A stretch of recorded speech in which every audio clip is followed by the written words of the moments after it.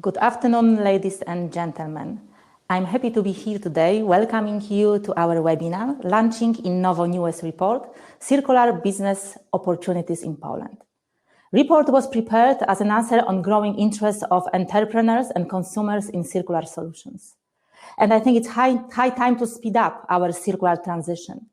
And report was prepared in cooperation with the Embassy of the Kingdom of the Netherlands and Netherlands Enterprise Agency, RVO. In the report, we are going to show you chances and most promising sectors for circularity development, as well as we identified barriers to enter Polish market, but we gave some answer how to tackle them. And this report couldn't be more timely. Researchers, policymakers, and the world citizens alike demand an urgent change of our linear economic model into a circular one. We desperately need a circular economy. In other words, an economic system in which no materials are wasted. And importantly, the shift to a more circular economy will not only reduce raw material consumption, it will also create brand new business opportunities. And this is an enormous opportunity for European entrepreneurs. For this reason, I'm excited for the event to be here and to be a chance for all interested stakeholders, maybe to start a new cooperation, maybe to start new businesses to achieve our common goal. So now, ladies and gentlemen, there is a planet to be saved and money to be made. So I suggest we get to business. And I wish all of us a productive and inspiring event. So now, I would like to invite Her Excellency Mrs. Daphne Bergsma, Ambassador of the Kingdom of Netherlands in Poland. Good afternoon. Good afternoon. And I'm happy to share with you this report, and I hope it's a great opportunity to strengthen cooperation between our countries. So, Ambassador, the floor is yours. Thank you very much. Thank you very much.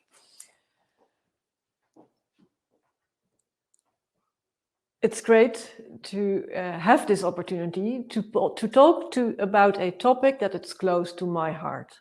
And not only my heart, because advancing circular economy is a top priority for the Netherlands. In the past years, our country has become an international frontrunner and strong advocate of introducing circular economy. We are now a leader in recycling in Europe, but the circular economy goes further. Next week, our government hosts a large-scale event called the World Circular Economy Forum Plus Climate. You will see there a variety of working-level experts, pioneering entrepreneurs, and high-level speakers. Among others, Frans Timmermans of the European Commission, Amina Mohamed of the United Nations, and Frans van Houten of Philips. If you think about advancing circular economy is a no-brainer, more efficient use of raw materials, less waste, supporting biodiversity, less CO2 emissions. Without a more circular economy, we will not meet the Paris climate targets. By designing out waste, avoiding pollution, and keeping materials in use as long as possible, we can reduce CO2 emissions by about 20%. Also, the COVID crisis has underlined how dependent we are on resources and how scarce they are becoming. If we use them more efficient and avoid waste, it saves cost for companies. So, if you are considering to let go employees, first consider to save cost by working circular. In fact, more and more companies realize that circular business models are commercially viable, certainly for them in the longer term. Recent research indeed confirms that circular businesses outperform traditional competitors. A telling Dutch example of private sector embracing circular is the Camelot Circular Hub.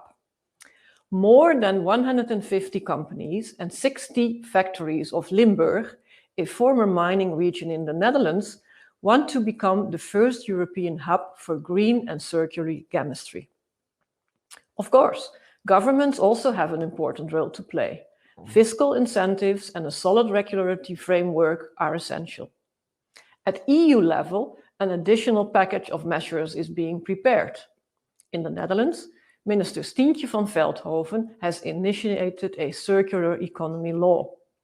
The law will bring together strong incentives for all sectors of the Dutch economy, which will also build confidence of investors. Another role for governments is to partner up, to facilitate, to connect, to encourage, and that is exactly what we are doing today. The report we commissioned is the result of another great Polish-Dutch cooperation. Our trusted partner, Innowo, the Polish circular hotspot, analyzed Polish policies and opportunities in circular economy for you, the entrepreneur. There is a lot of low-hanging circular fruit that we could harvest together in Poland. We will hear more about that later today. The report is a small, but hopefully important step towards upscaling circular economy and the exciting innovative technologies that it brings along. We hope the report will give you the necessary push to bring your circular product, service, technology, or business model to Poland. And if the report does not convince you yet, join the Circular Economy Week in October. That will definitely do the trick. I know you are eager to learn more. So without further ado, I will now give the floor to Hubert Bukowski to present the main findings of the report. Thank you very much.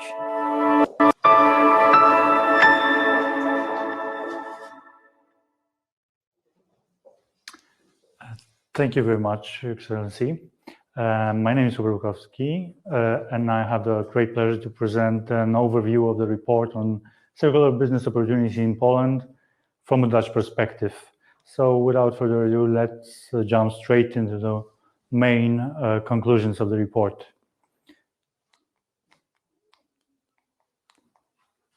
There's a small difficulty.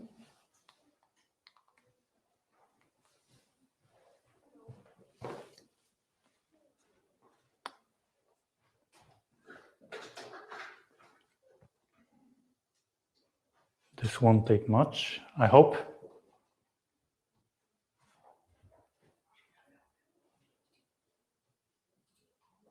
Okay. Thank you. So it's been almost 30 years that Poland made a transition to market economy, and an inflow of foreign investment followed.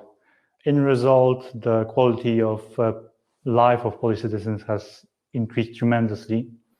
And simultaneously, this came with an option to attain profits from entrepreneurs that were willing to take the risk and plunge into a previously unknown market. Now another opportunity occurs, and this time this is a circular transition. This is a concept of sustainable consumption and production without sacrificing profits. So we need to focus on changing our economic model to one that retains as much economic value as possible and limits waste and other outputs from the economy and optimizes inputs to the economy. But one could say that maybe Poland isn't the optimal place to start a circular business there.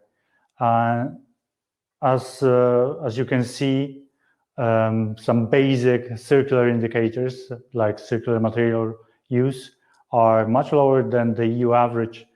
And furthermore, circular material rate change in the last decade is negative compared to a positive in EU. On the other hand, we can see that the regulatory push towards circularity is already there. Also, the availability of funds for circular businesses is also available, and grassroots initiatives are already present. And Dutch entrepreneurs could harness the relative differences between the two economies to increase cooperation, to find some options for synergies, for industrial cooperation also. And the one thing that comes to the forefront is that the economic activities of Dutch companies match the supply of resources on the Polish side. So this is a positive aspect that we have identified in the report. We have made identification of most promisable sectors for circular economy development, and the ones judging from a Dutch perspective, the ones that we identify match those in the Dutch economic program, and this is bioeconomy and the construction sector. The one that is not directly stated in the program is the energy sector, but we have to say that Dutch companies are at the forefront of circular transition in the sector.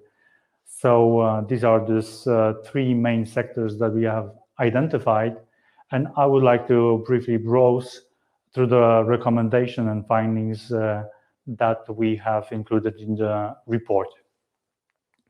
Let's start with the bioeconomy. Poland has the potential to become Europe's food production and processing hub. And furthermore, the agriculture production process is in many cases obsolete. And this could be seen as a blank slate that enables the implementation of a circular bioeconomy in Poland. In a relatively simple manner, sustainable biogas production could follow. And this is the more interesting that the capacity of the current capacity of biogas production could increase almost sixfold. There are options for upgrading biogas into biomethane. Another option for attaining profits by Dutch companies is to engage in sustainable soil management and fertilization. We have seen that there are a lot of companies that have already implemented such technologies in the Netherlands, and they could be quite easily implemented in the Polish conditions. Last but not least, we have seen that Polish agriculture is not industrial as well. It needs additional infrastructure. So there are options, possible options for vertical integration, clustering, but also consulting services. Jumping to our next sector that we have identified, the energy sector. We already seen that the sector has made some steps to attain circularity already. It is on the path towards circularity. Through previous few years, we have seen a huge boom in photovoltaics. Actually, in just the last 2 years, the increase in installed power has increased fivefold. And this success is expected to continue in the upcoming decade. Also, the wind energy is also a subsector that Dutch entrepreneurs could take a look at, because it is expected to be one of the main parts of Polish energy mix and a source of possible profits. These changes won't come without modification of the energy grid and storage options. And although these are technologies that are in its initial phase, companies from the Netherlands could also take a chunk of the market nowadays. The last sector that we have identified is broadly understood circular construction.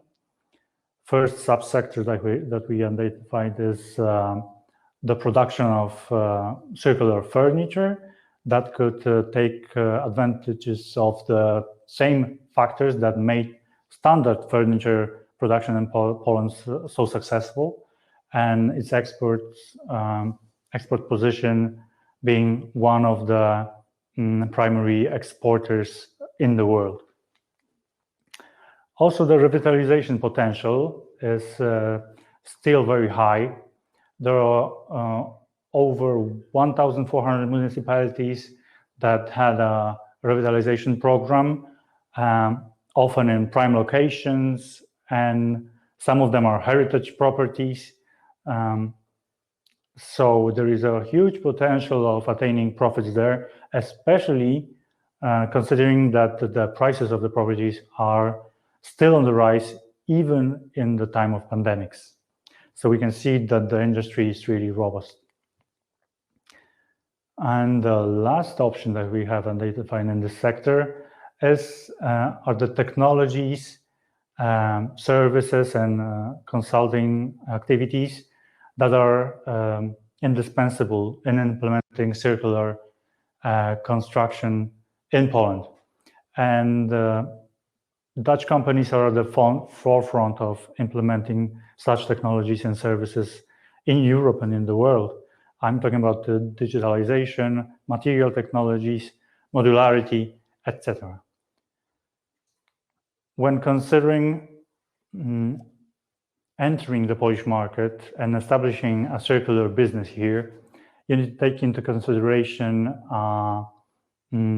fundamental problems, but none of them could not be tackled without a well-balanced and informed decisions. For those options, I invite you to read the report and also to take a look at other facts that are included there, delve deeper into it, and I'm hopeful that you will find an option for you and to engage in entrepreneurship here in Poland. Thank you very much.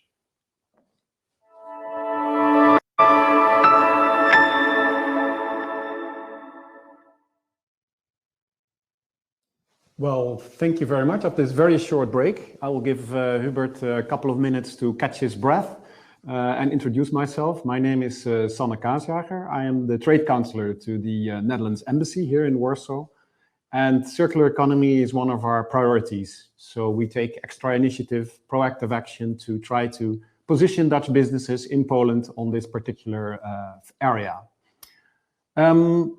Of course, we're all wondering, where can I get this report and where is this presentation? Can I reread it again? Because I have to compliment you on that, Hubert. You gave a very nice but also brief overview of what's going on. So I'm glad to have this opportunity to dive into some of the aspects a little deeper. But that presentation will be made available to all the viewers, and also the report. It will all be sent to those who have registered, so that you can have a look. And later on, we'll also give you the website address where you can download it at the RVO website. But first, let's focus on the content.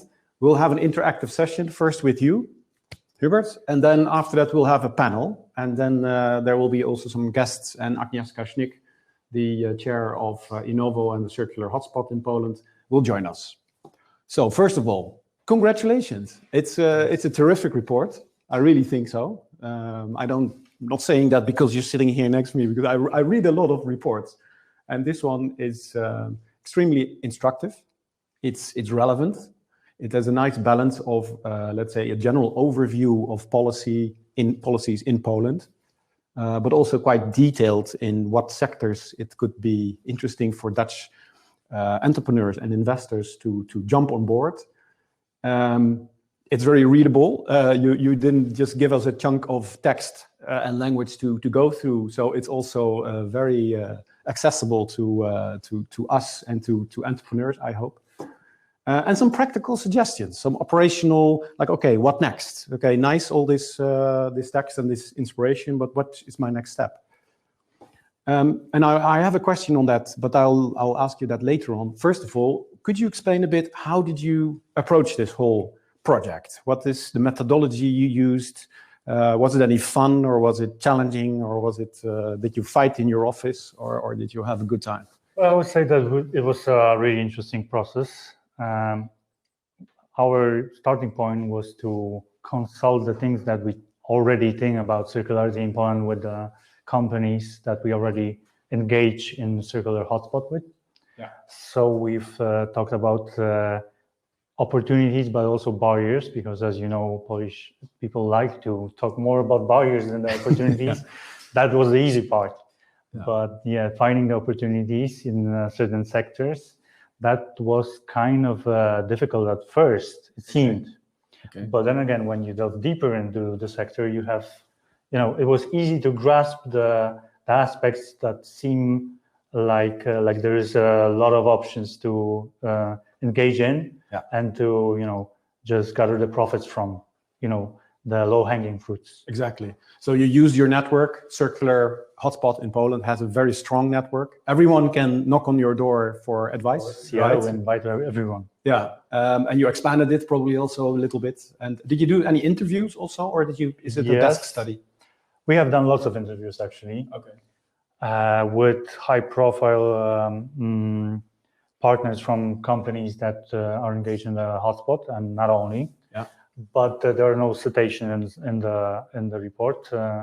Nevertheless, the text is based also on those interviews. When it comes to legislative and regulatory analysis, also data from Eurostat and Polish Statistical Office, this is of course based on already available data in the most. Sure, but you need someone to actually assess it, to collect it, to assess it, and then to present it in a. Yeah. That's true. That's true. You have to accept that you need to gather the data. You need to have a perspective of what is going on actually in time, because it changes rapidly. I would say a few years ago we thought that maybe the circular implementation in Poland would be much faster than it seems now. So that's why we also need entrepreneurs that are willing to engage in the market, having their own technologies, the systems and the environment that they already have and can easily replicate.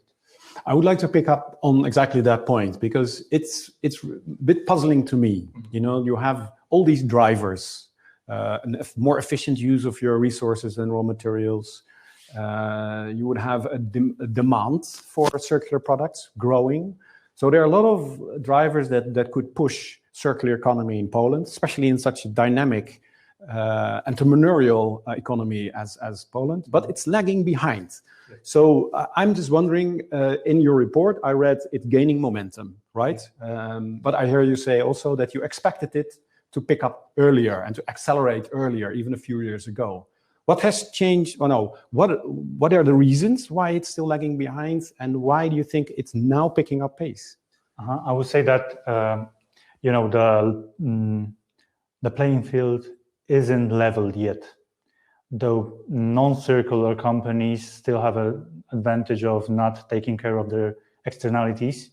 And in case of circular companies, they actually have to, take care of everything. They need to gather data. They need to implement some technologies that limit the negative externalities of their activities on the society, the environment, etc. So that's how actually non-circular companies save money. Right. So we need those regulatory push to level the playing field. That's first, and then again we need to I think have this environment for circularity implemented in the country. This won't. You mean a mindset, or you mean no? I mean the business environment, right? Like contractors, also simple employees, right? How do they behave? So this will take time, and it takes a little bit more time than I thought it would take. Okay, and is that due to the government, or is that a reason? Are they pushing enough, or are they facilitating and encouraging fiscal incentives, subsidies? Are they doing enough? This is a hard question. I see a smile on your face. Yeah, the question isn't hard. The answer is hard, actually. Okay. Because, the push for circularity is actually on the EU side, right. Not Polish government. Polish government is only adapting the regulation that are implemented on the EU level. Yeah. So there is no like direct push for circularity from the government Yet. Because let's stay optimistic, Yeah. and let's hope that from the EU level that also forces, and as the ambassador said in her introductory speech, we need really circular economy to get to these Paris Agreement targets. Also Poland, I would say. So, and did the COVID and the pandemic, did that play any role in how it is lagging behind or accelerating now? Did it help or did it obstruct? I would say that definitely it didn't hinder circular economy implementation.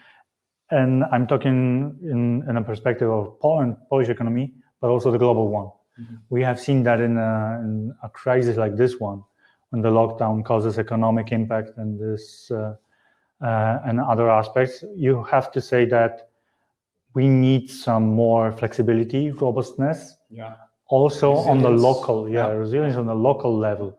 So that's why we need circular activities that are mainly based not on the global value chains, but the local ones to decrease, for example, transportation emissions, etc. So nearshoring, so that's kind right. of, and on finding your raw materials in the vicinity of your. That's right, and also on the other aspect of it is that people during lockdown have seen that they don't need as much assets, services.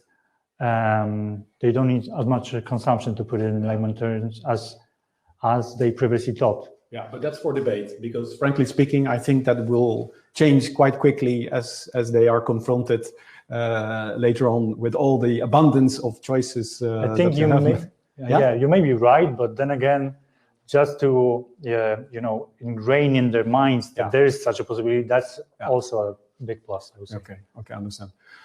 One of the other things that you noted in your report, by the way, you didn't write it yourself, right? There were others involved. I would like to thank other authors, Dr. Anna Sapota and Jan Szydło. Yeah. Okay, noted, yes. Registered, recorded.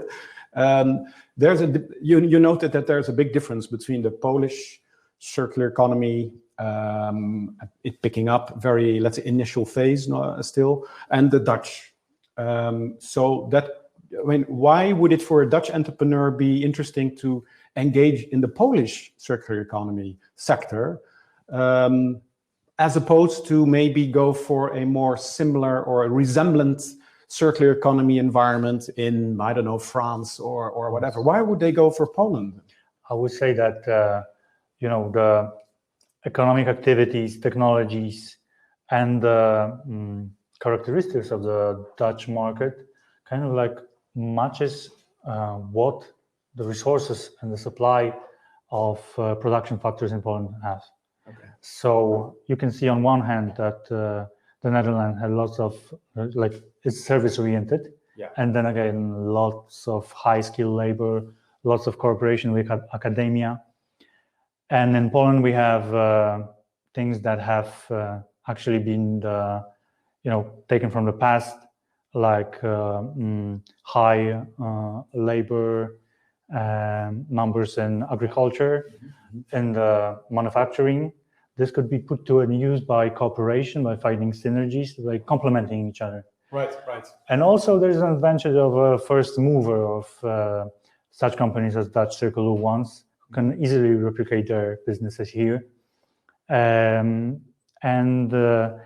Make use of the fact that SMEs still did not find those niches that we have already seen filled out in the Netherlands. Okay, so there's this service-oriented, more high-tech circular economy that would complement nicely with a more basic structure, but with qualified, low-cost labor, basically also, and an infrastructure that you could also maybe shape a little bit easier, or is it very much grounded? Let's say the classic infrastructure. It depends on the sector, actually. Okay. So that's why we put different sectors into perspective. Because if we are talking about, for example, bioeconomy, then you can see that lots of it is kind of like obsolete, I would say, production processes. Yeah.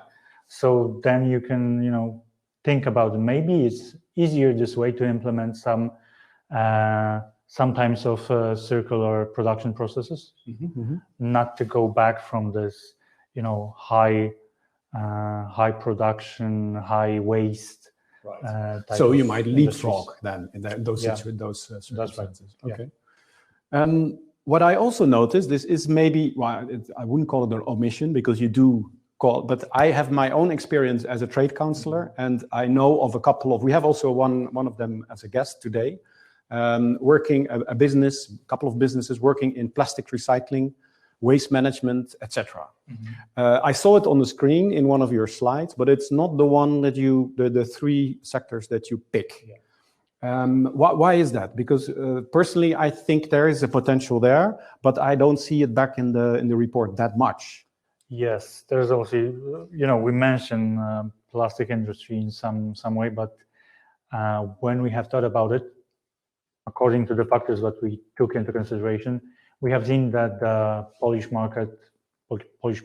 plastic market does not have enough discrepancies, differences between other markets in Europe. There is no factor that,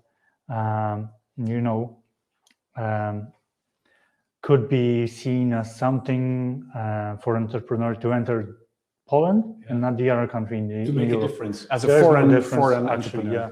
Okay. Also, you have to take into consideration the system of waste collection, the quality of waste, and this has changed a lot in the last decade in Poland, but it's nowhere near the levels attained in Western Europe. One other thing is I noticed you have a very nice structure in the report as well. Your opportunities, barriers, competition, and some practical tips. Financing also. Like if you want to get your financing, how would you approach that? So that's extremely, I think, entrepreneurial. In line with how an entrepreneur thinks.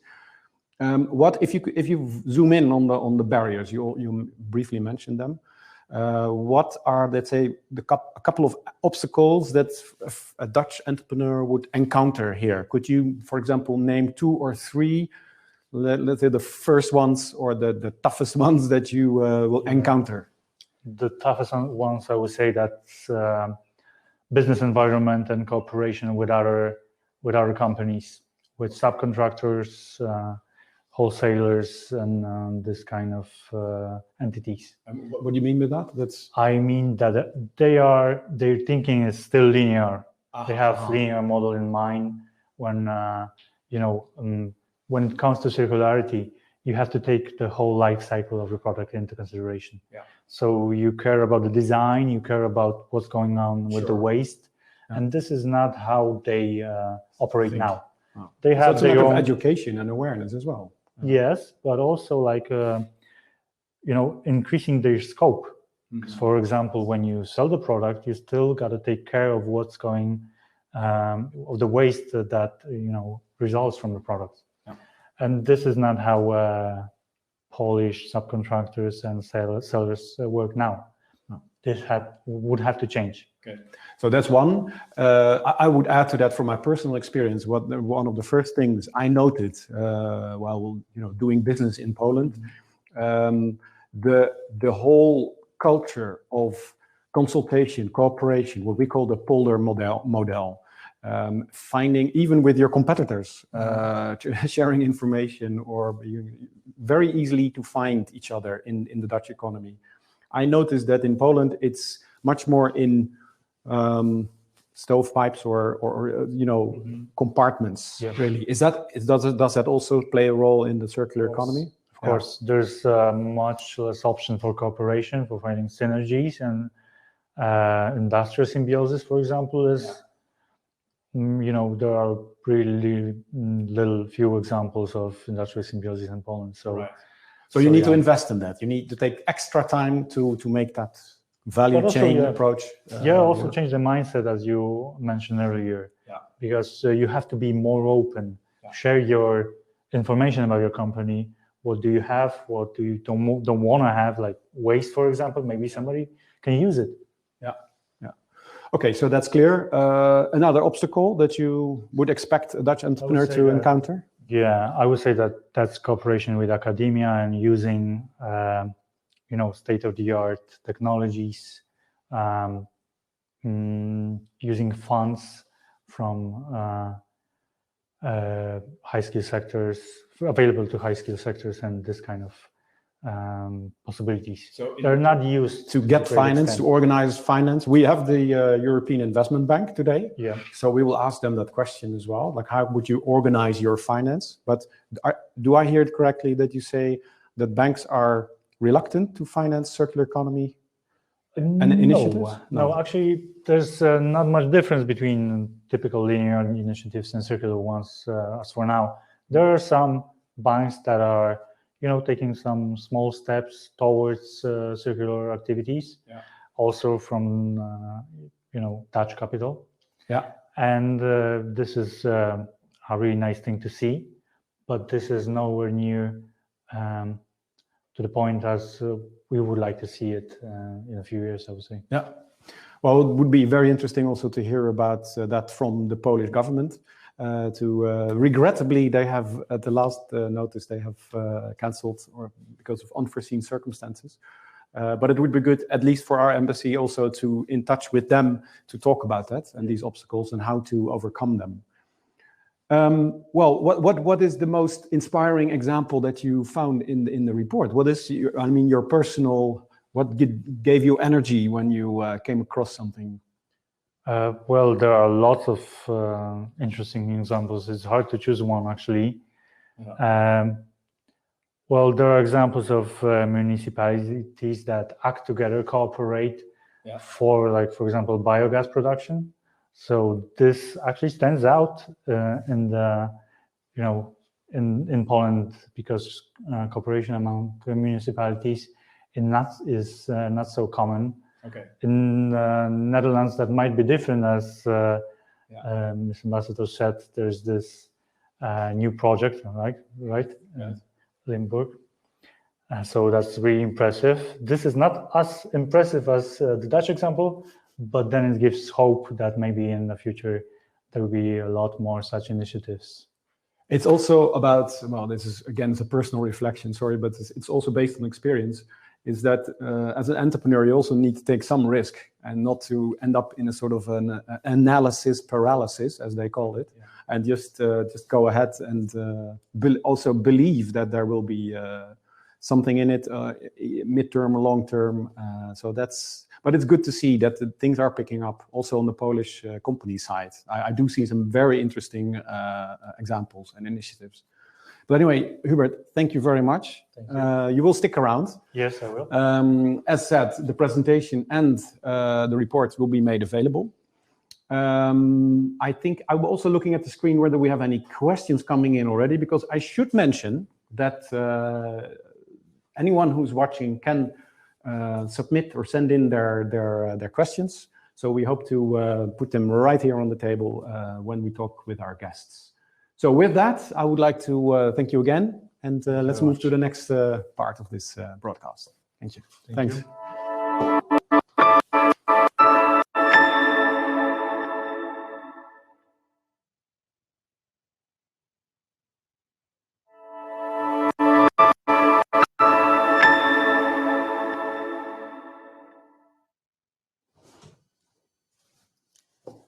Hello, after a very short break, now we are at the second part of our webinar, the panel discussion, and we would like to warmly welcome our guest who agreed to join and discuss with us the circular opportunities. So I would like to invite the Dutch speakers, yes, as I'm Polish.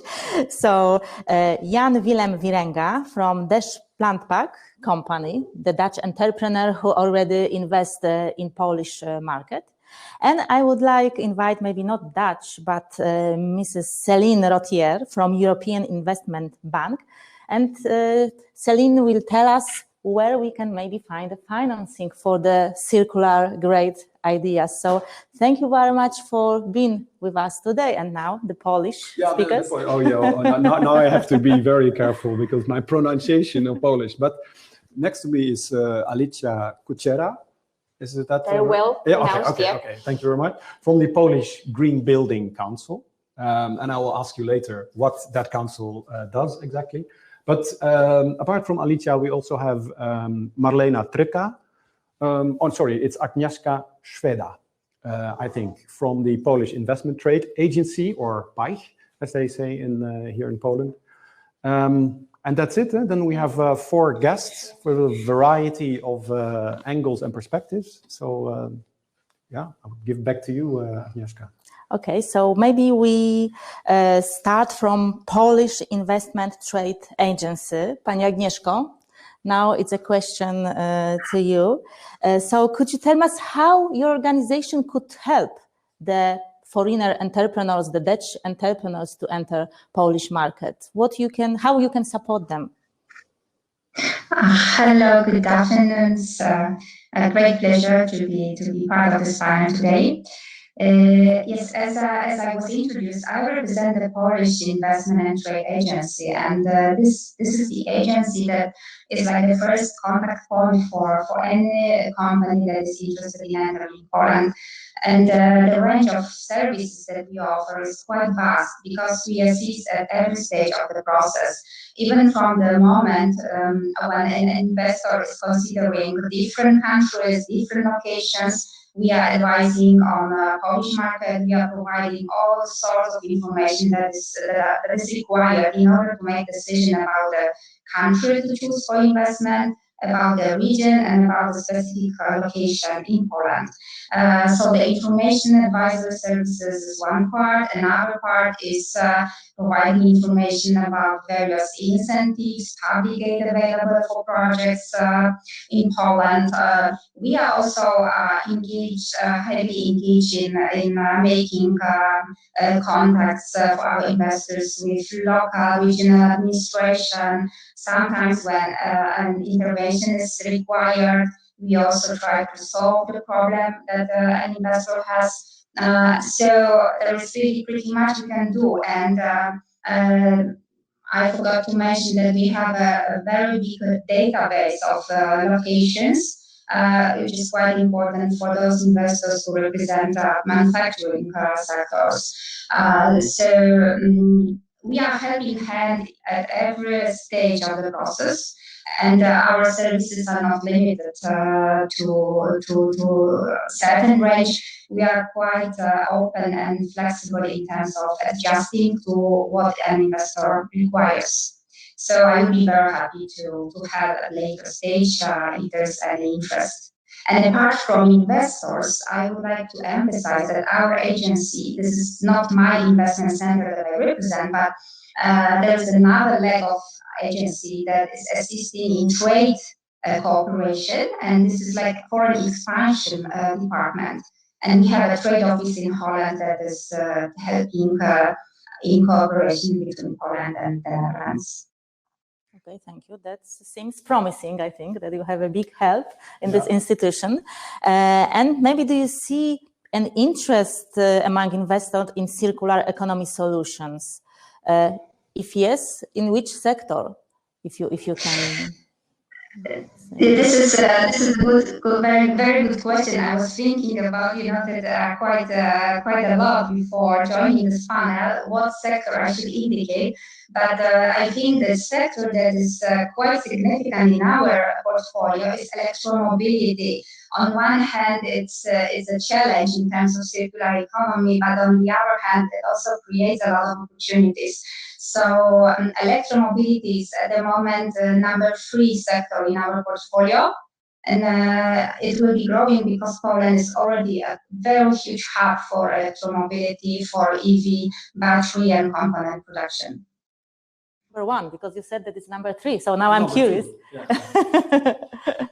For the electromobility, in terms of the worldwide production of EV batteries and components, we have the largest, for example, factory in the world in Wrocław.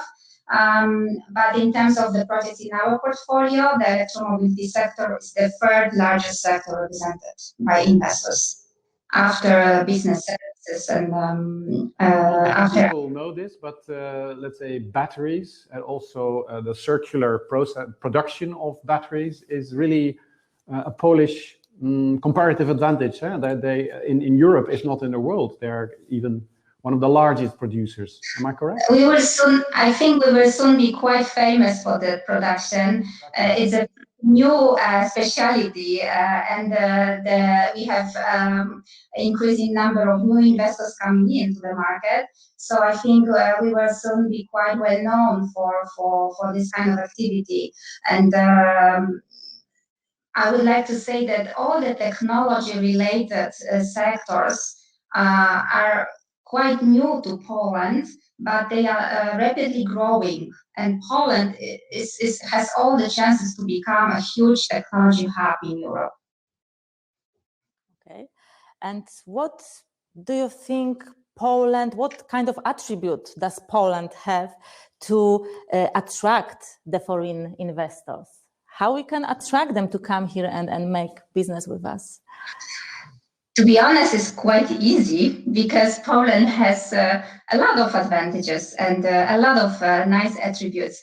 Of course, depending on the project, depending on the character of investments, we can say about different advantages. For manufacturing, it will be huge, choice of locations and different specializations or in productions, because Poland, as you already said in this panel, is a producer of many goods in Europe, a leading producer. So for technology projects, it will be our talent pool. And we are so proud that we have 400,000 programmers, which is a significant part of all the programming talents in Central Europe. We are very well known for having the world-class IT specialists. And I think this is the greatest magnet for many big investors from different sectors for which technology is so important. So I think definitely the quality of the talents in Poland, the number of these talents, the size of the market, and also a lot of scientific infrastructure. This is another new kind of new pool, I would say, area that is growing, and not many people are aware of it, especially among foreign investors. This is our role to communicate about this potential. We have very well developed scientific infrastructure, a lot of institutes that doing a great job for different industrial sectors. We have the Łukasiewicz Research Network, the third largest network in Europe, in Poland. We have a lot of different partners. We have R&D centers. It's stunning, the numbers, the pace that the R&D sector is going forward in Poland. Only just imagine from the last sector, the operating program, the Smart Growth program of the European Union, we have financed 420 R&D centers. So already we have 300. So these numbers show the potential and show how fast we can grow. So many projects in that R&D area are still not finalized, but once finalized, Poland will really be well known for this. Okay, great. So if I'm the foreign investor, do you have any contact point? How the entrepreneurs can approach you via website, or maybe you have some direct contact? Could you share, because maybe some people are interested to just have connections. I think the easiest way is to send us a contact form that is on our website, paich.gov.pl, but they can also contact us by email.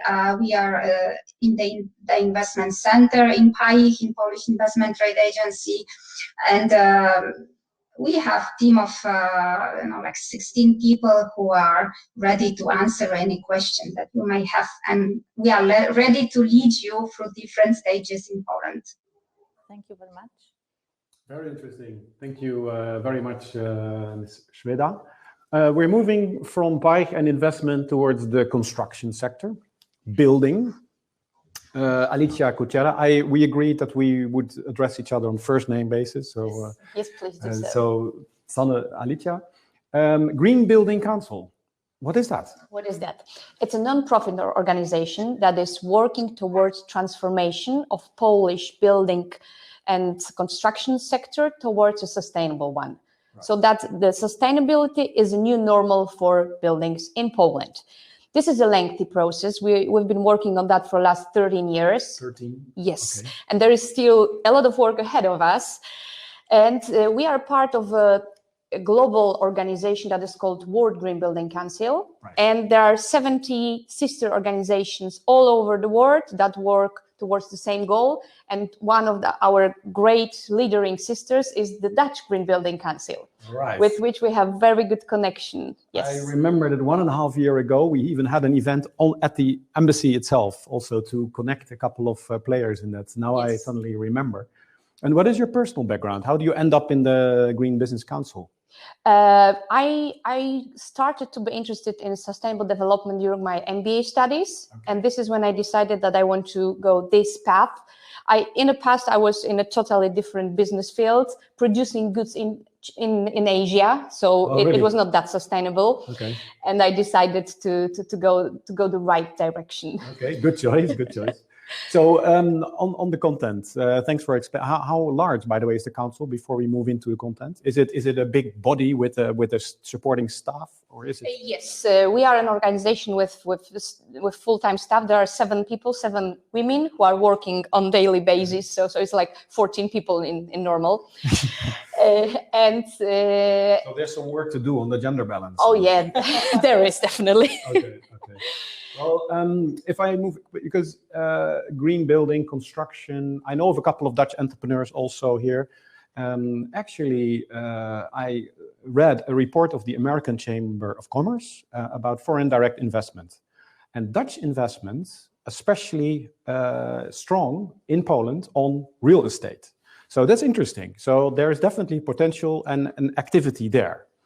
But my question for now would be, or linking to that, is also, is there an appetite, is there an interest for Polish companies, but also for foreign investors, to circular innovation and circular building? Definitely there is. Maybe it's not that very obvious always, but the way to decarbonize building stock is our long-term goal for the European Union, for the climate neutrality is the long-term goal, and building decarbonization is one of the crucial elements of this change. And circular solutions are vital part of this transformation. Without circular solutions, we won't be able to lower the embodied carbon footprint of the buildings, and this is the change that needs to happen. This needs a bit of clarification, because the Polish situation is quite specific. 74% of all the energy produced is produced by coal-powered power plants, right? Yep. Then the heating system, the district heating, and is also quite dependent on coal and very polluting, very much emitting. So maybe you could explain a little bit why that is one of the main pillars of the Polish policy for meeting the climate targets. Okay, we are, when we look at buildings, we look mostly at the operational carbon footprint that is generated by buildings, and this is connected with the electricity grid, with the heating system. So that is why this is the main policy of our long-term strategy for especially building renovation, to reduce this one. But the energy mix is changing. We've got European targets, we've got national targets. So it is changing, and by certain time frames, we will achieve these goals. And with the operational carbon footprint going down, the embodied carbon footprint, so everything that we built in the building will be growing, the importance of that. So it's very important to look at this from this perspective already today, to know that implementing circular materials, design for disassembly, that will allow us in the future to use when we deconstruct the building, when we want to demolish it, not to demolish it and send it to the landfill, just to use the components of the building that should be in the digitalized database like Madaster that is coming from the Netherlands. Yeah. So with all this solution, when it's all combined, and when we look at this in a strategic way in advance, will be able to decarbonize the Polish buildings.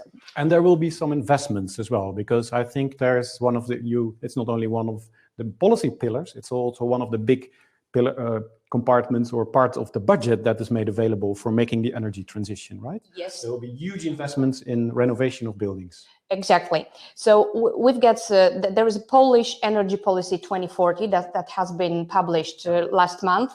So there are already, and one of the pillars of this policy is the transition to low emission heating systems for buildings, because this is the biggest chunk of the emissions in Poland.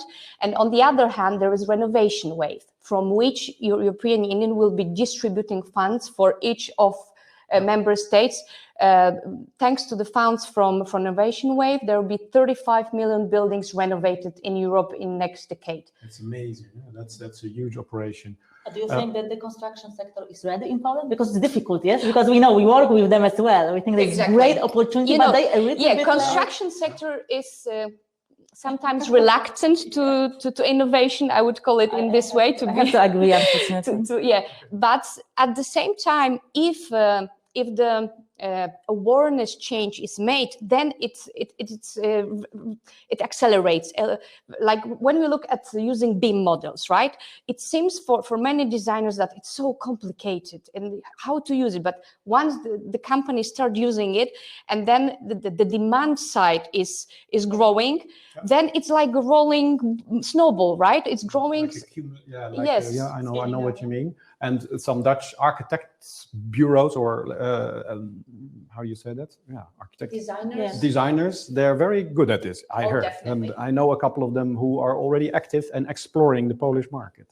So to finish off this I could go on for another 10 minutes, but where do you see the involvement for foreign actors specifically, Dutch entrepreneurs in particular? Because I need to tell you with hand on my heart that first time I saw circular bidding was in Amsterdam, ABN AMRO. So this is because when you read about something and then you see it, that it makes a difference. So the Netherlands is the leader for circular solutions, circular design approach. So definitely the circular design for disassembly, how to implement it. What are the best practices for that? Circular materials, lifetime extension, sharing platforms, products as a service. So there are different circular models that are already present in the Netherlands that can be easily implemented in our construction sector. Right, that's very interesting.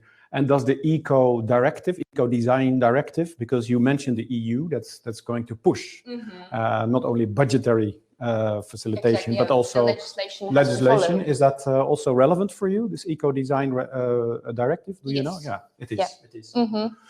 Okay. Yeah. Well, that will be the Fit for 55 package that will be presented by the European Commission in June, I believe. And then that will be really the legislative and regulatory framework for really accelerating the transition. We have 2 minutes, so I'm getting told. So. No, Alicia, I want to ask if maybe your guys' organization could also help the foreign investors, entrepreneurs, or not? Can you make a connection, for example? Definitely. We've got, they can contact you.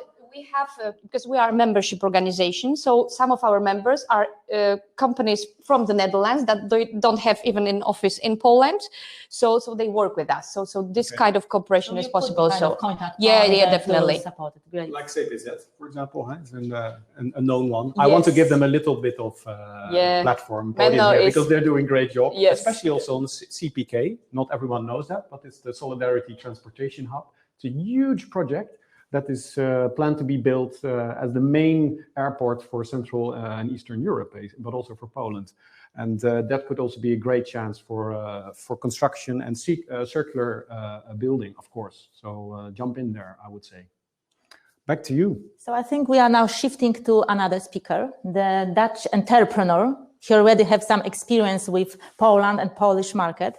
So Willem, could you tell us first a little bit what you are doing here? What is your company doing here in Poland? And why actually you have chosen Poland and even Bytom, I think the pretty small salary.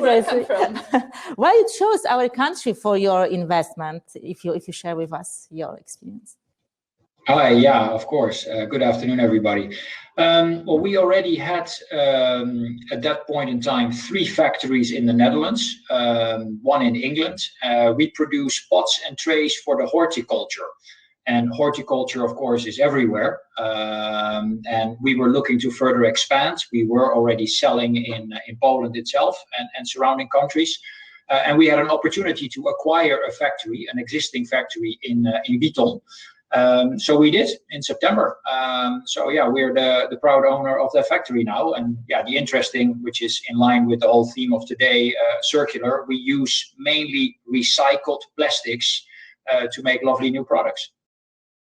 And where you recycle your product? You just buy recycling materials, or you just you have manufacturing which you can like reverse it somehow?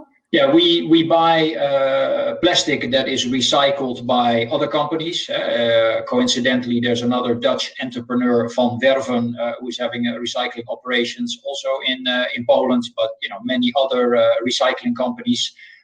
And what we are trying to do, we are redesigning our product in such a way that they become easier again to be recycled again. And so a great circular concept. Plastic is fantastic, although some people have a different opinion. Plastic is fantastic as long as you recycle it. Okay. And do you see the interest among like Polish farmers to buy such recycled pots?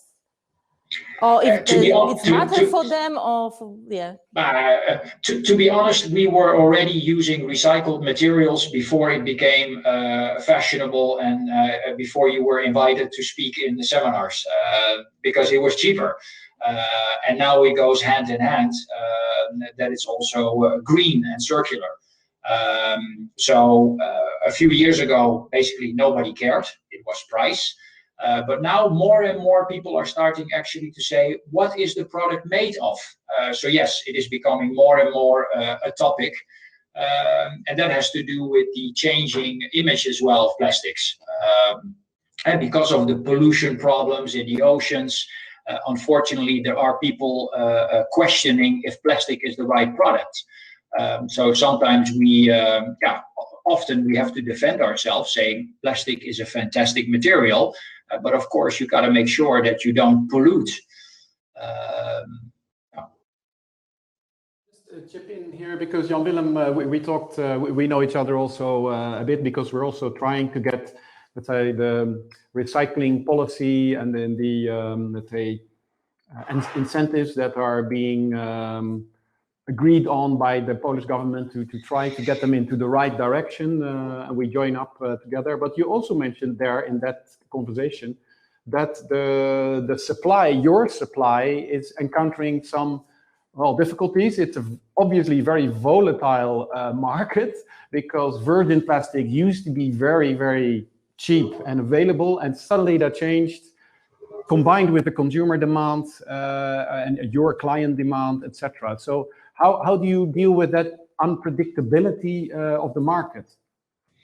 Yeah, there is in the last 3-4 months worldwide, there is an enormous boost in demand, but also a shortage in supply of virgin plastics, so new material, and prices are rocketing. We hardly buy any new material, but the pricing of recycled material is related. But we see suddenly as well shortage in material of recycled material, which is kind of bizarre because everybody's talking about how much plastic there is.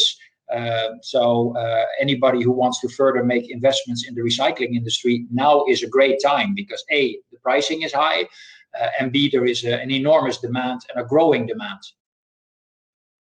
Interesting. Well, let's talk bilaterally on how we get the Polish government in the right direction. But for now, I gave it back to.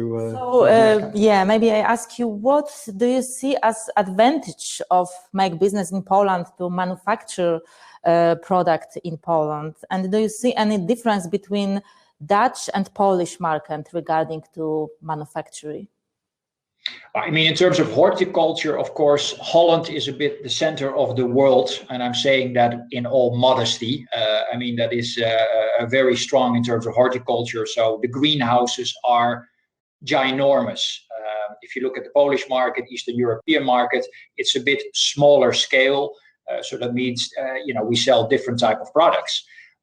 But for us, it was a fantastic addition to now also have a factory in Poland, because we have strengthened our position in not only Poland, but also Eastern European countries. And the products that this particular factory is making is complementary to all the products we were already making. So I hope and I think and I see that we are becoming an even more valuable partner for all the growers who buy our products. And of course, we bought it just in time for the World Championships, but it's unlikely if I can come. So if you can give like maybe 1 or 2 advice for Dutch entrepreneurs, if they want to enter Polish market, should they do that or maybe they shouldn't? And what is your advice? What maybe they have to be careful about? Maybe it's also. I mean, we're still at the beginning of our Polish adventure. I mean, we did the acquisition in September in a Corona year, which of course was complicated. I managed to visit the factory one time after the acquisition, and then there was a lockdown again. So it's hard to actually visit Poland at the moment. I think if you want to enter Poland the way we're doing it via an acquisition, I mean, we have a very strong Polish team there. And that's, of course, a great marriage of Polish entrepreneurialism and the Dutch. So that combination is great. So I think that would be my advice. If you're serious about the market, partner with somebody. Again, I mentioned Van Werven. That's also the way they're doing it. They are partnering with a Polish entrepreneur. Yeah, I would just echo that wholeheartedly. Also, what I on the basis of what I hear from other Dutch entrepreneurs here is that you really should find a credible, trustworthy partner, and then also being aware of getting things done more easily if you have that partner alongside you. Also for the government approaches that you need to do, but also the network they represent. And let's also not underestimate the language. I mean, I am fluent in 4.5 languages. Polish is not one of them. No, I mean, for us, the factory in England is, for me personally, much easier because I can communicate with everybody. When I'm in Poland, I can communicate with the people who are kind enough to speak English with me, which is not everybody in the factory, unfortunately. But that's changing rapidly. Alicia is also a proof of that. Thank you very much, Jan Willem, for your contribution. Really appreciate it. And we keep fingers crossed, I think, for your Polish roots. And Jenny? Yeah, let's get that end of waste status soon. So I would like to do the factory visit if I can, because I'm from Silesia. I live like 15 kilometers from Bytom. I am sure we can arrange that. Thank you. Thank you so much. We're moving to our next and last guest, I think, already. It's time flies when you're having fun, obviously. I think very important in the matter of develop the circular solution. Exactly, because it's about finance, it's about money, but it's also on a European level. And I'm very grateful to Céline Rottier. Soyez la bienvenue.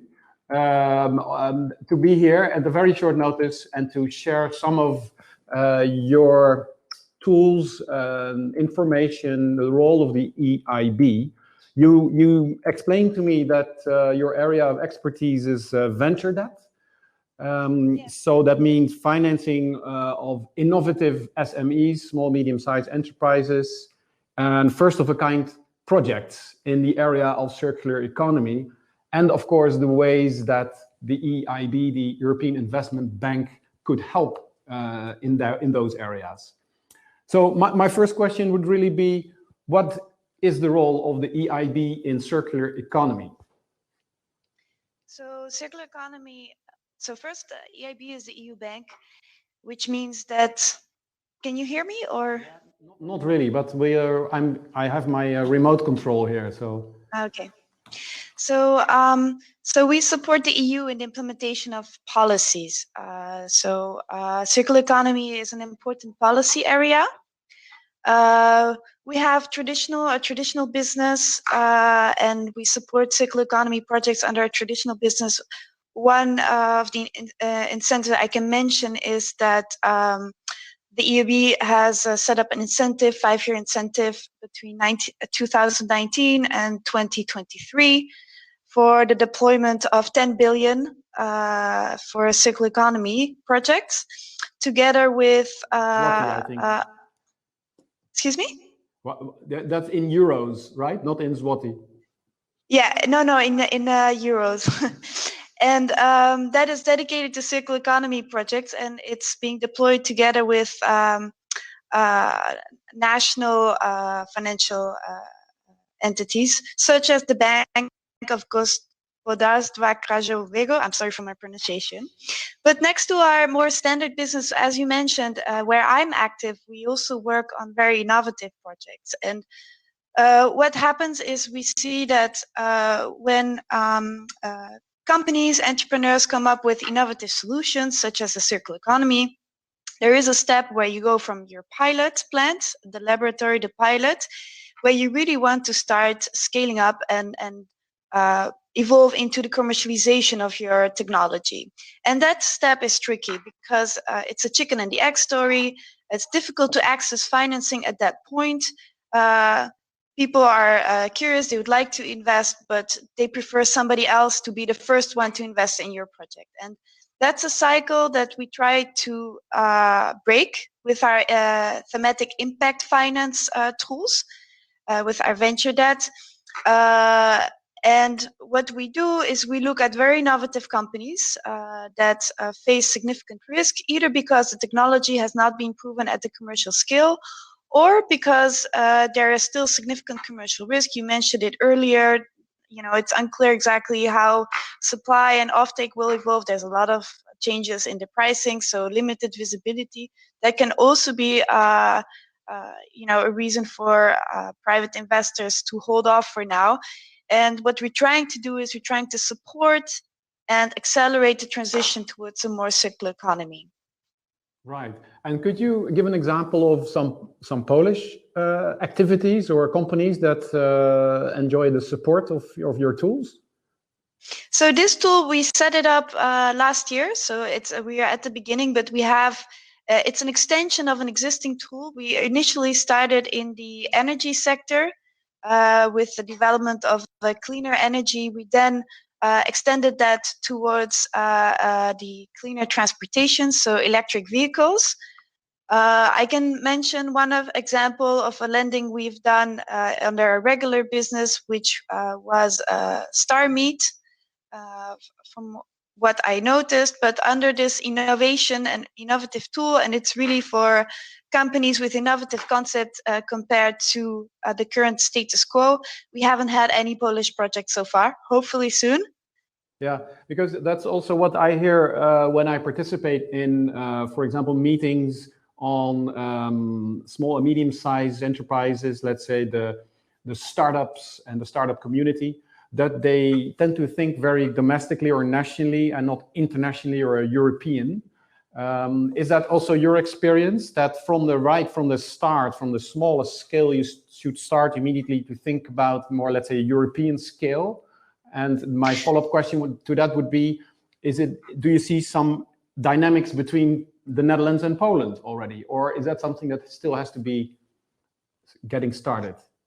No, I've seen a couple of projects in Poland coming on my desk. So Poland is on the map for me. I've personally looked into some proposals.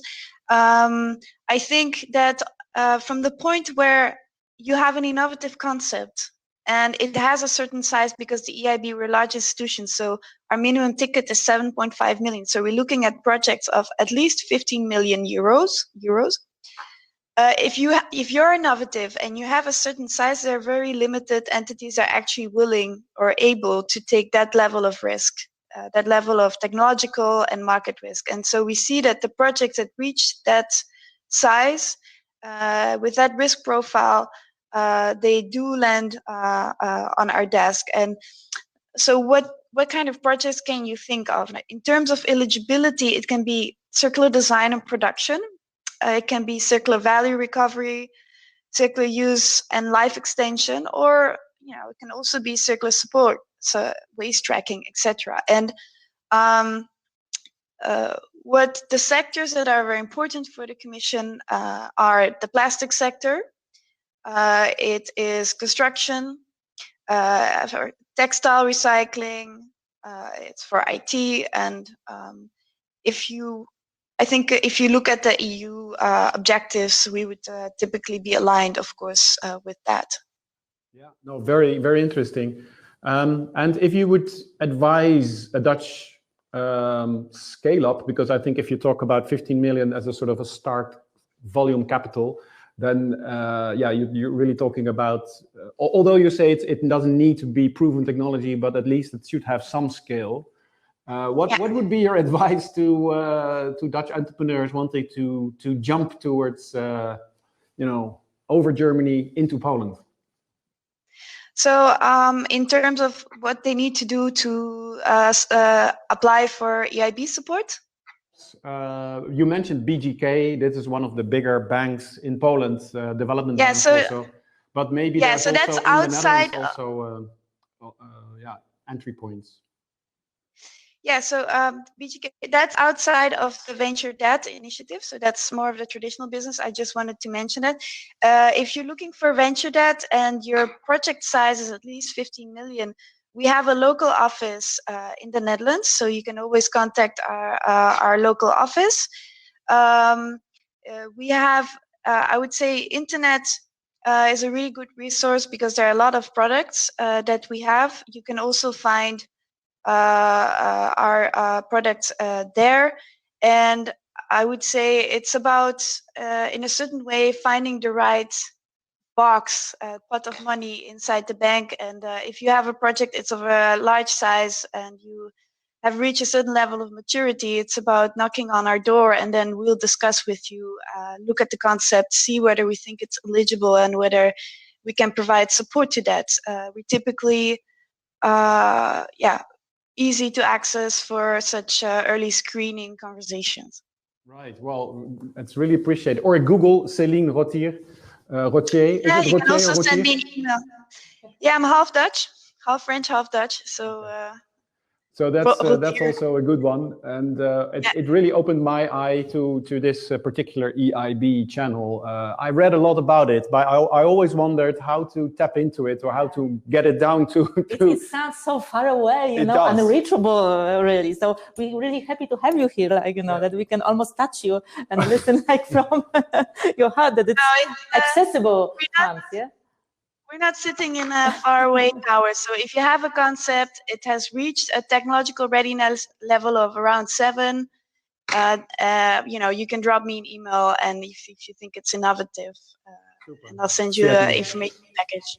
Okay. Now, thank you very much for your contribution. Of course, I could also continue asking more questions for another 10, 15 minutes, hours, I would say. Yeah. But I will not, I cannot. But we do have some time to either take in some questions from the audience, but I haven't seen any coming into the chat box. But maybe I just ask the open question to you as panelists. Are there any questions that you might have for the other panelists, or to us, the embassy, or to Innovo, or to put them on the table? This is the moment. Maybe take a couple of minutes for that, and then I think we have to close already. Yeah, we are close. Anyone? No questions. It was perfectly clear or everything. Okay. I maybe say also that, as you mentioned, we are running the Polish Circular Hotspot, which is platform. We really try to facilitate, put people together, like different stakeholders. So if you also want to be part of that and you also participate in the circular transition, welcome.